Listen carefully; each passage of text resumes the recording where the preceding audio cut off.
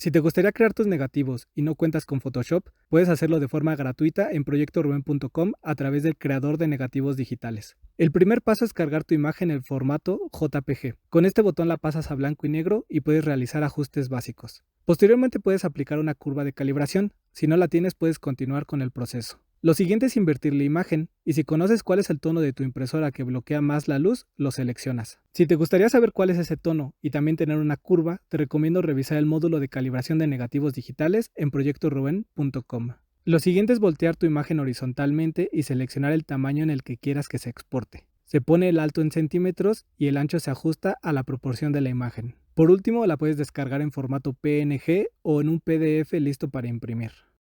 Gracias por ver este video. Si las herramientas de la página te resultaron útiles, me ayudarías mucho al compartirlas para que lleguen a más personas. También en la parte de abajo de la página viene mi contacto para cualquier cosa. Gracias y ten un bonito día.